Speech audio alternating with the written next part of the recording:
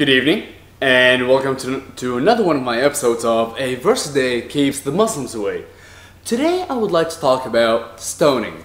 Something that a lot of people say that actually does not even occur in Islam. Something that's only available in the Bible and the Torah. However, in Islam, stoning does not exist at all. I checked in the Quran, and the word rajam is to stone, occurs 6 times. Whether it was in context, out of context, whatever, but it does occur. Somebody had said it never occurred. Today, however, I'll be using al-hadith. By the way, to all the Shia out there, they Sunni say you're not Muslim. So apparently, I'm very sorry.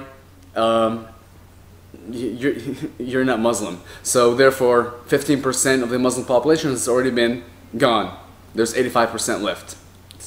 I want to share with you today 4 little stories that give you an idea about the mentality of stoning in Islam. And even though the Quran might not specifically tell you to stone someone, let's see how the Prophet Muhammad acted upon it and how Muslims in general act upon it. The first story I'd like to share with you is from Sahih al-Bukhari, book number 56, hadith number 829.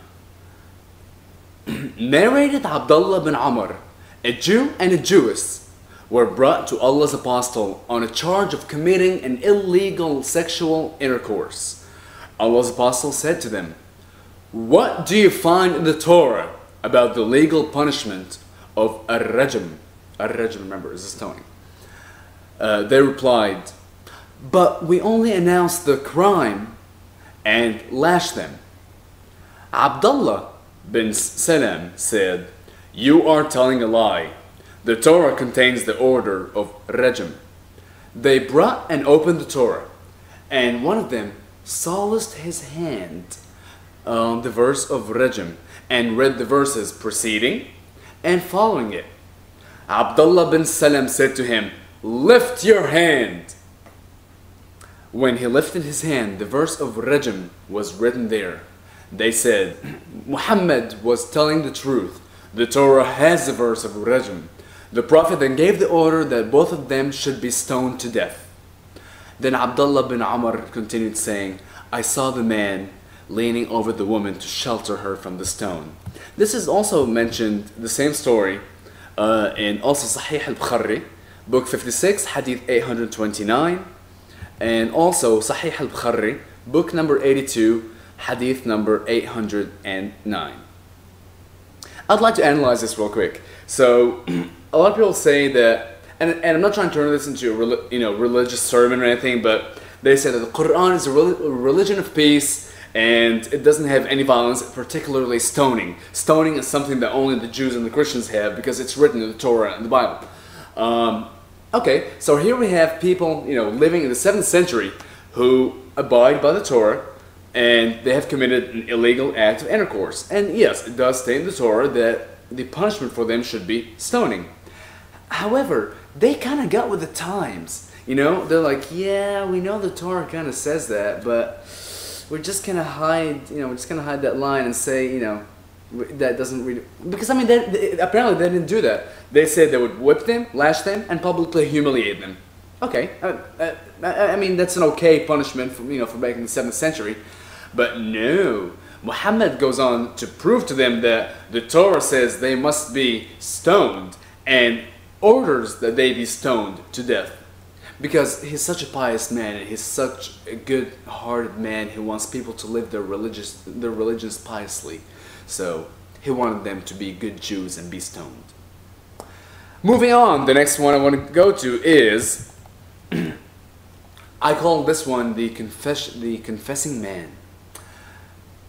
This is also Sahih al-Bukhari, book number 63, hadith number 195. Narrated Jabir, a man from the tribe of Bani Aslam came to the Prophet while he was in the mosque and said, "I have committed illegal sexual intercourse." The Prophet turned his face to the side. The man turned towards the side towards which the Prophet had turned his face, and provided 4 witnesses against himself. Remember, you have to provide 4 witnesses in order for something to be true. On that, the Prophet called him and said, "Are you insane? Are you married?" To which the man said, "Yes." On that, the Prophet ordered him to be stoned to death in the Musalla, a praying place. When the stones hit him with their sharp edges, he fled, but he was caught later at Al-Harra and then killed. Just kind of keep the story in mind. I will go back to it in just 1 second. Now, the next one I want to go to is also in Sahih al-Bukhari. It's kind of long, so I'm just going to summarize it for you. It's kind of like pretty much a long story, but it's located in Sahih al-Bukhari, book number 82, hadith number 826.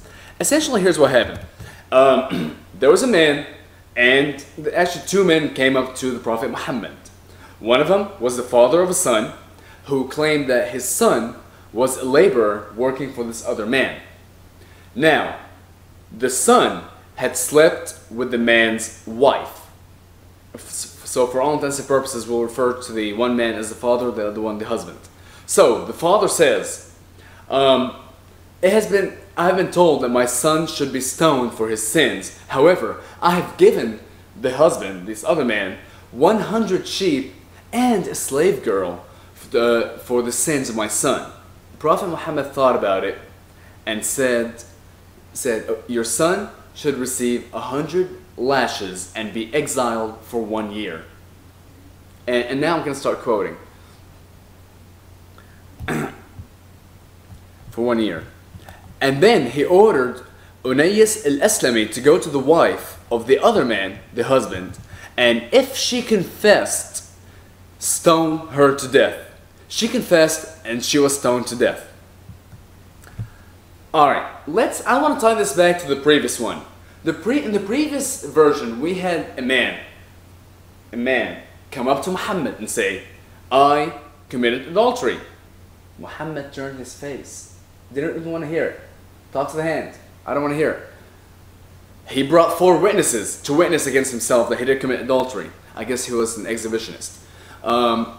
So Muhammad then said, are you married? And when he said, yes, I am married, then he had no choice but to order him to die, to be stoned. However, for this lady, all that was needed was her own confession. If she confessed, stone her. I thought she was supposed to bear 4 witnesses as well. Isn't that what the other guy did? And why did the man who actually also committed this intercourse with her was only lashed and exiled for 1 year? I kind of see some inequality here between men and women. The next one I'd like to go to is Sunan Abu Dawud. This is where narrated Aisha. The Apostle of Allah, peace be upon him, said, the blood of a Muslim man who testifies that there is no God but Allah and that Muhammad is Allah's apostle should not lawfully be shed except only for one of 3 reasons. A man who commits fornication after marriage, in which case he should be stoned. 2. One who goes forth to fight with Allah and his apostle, in which case he should be killed or crucified or exiled from the land. Or 3. One who commits murder for which he is killed. And that's, like I said, in Sunan Abu Dawud, book number 38, hadith number 4339. So, again, I thought Islam didn't have that kind of punishment. I thought Islam didn't have stoning. Now, if you think that this is not the way that Muhammad actually does it, that stoning is not something that the Prophet would have condoned, I would like to take you back to Sahih al-Bukhari, book number 82, hadith number 803. When the latter stoned a lady to death on a Friday, Ali said, I have stoned her in according to the tradition of the Allah's apostle. So Obviously, Allah's apostle had set a tradition, had set a way, had set a regulation of how to stone a lady, how to stone someone. And here Ali is justifying that he stoned this lady on Friday. He did it properly. He did it the way that Muhammad had set forth for him. I guess that's all I have for today. And the next time somebody tells you that Islam is a religion of peace, there's no orders to kill, and especially no stonings, because I've seen this before. I've seen people say there's not a single mention of stoning in the Quran. Well, yes, there is. 6 in the Quran and hundreds in the Hadiths, and there are many instances where Muhammad himself made the order, and probably, I'm sure, he was the one to cast the first stone. Alright, you have a good night, and see you soon. Bye.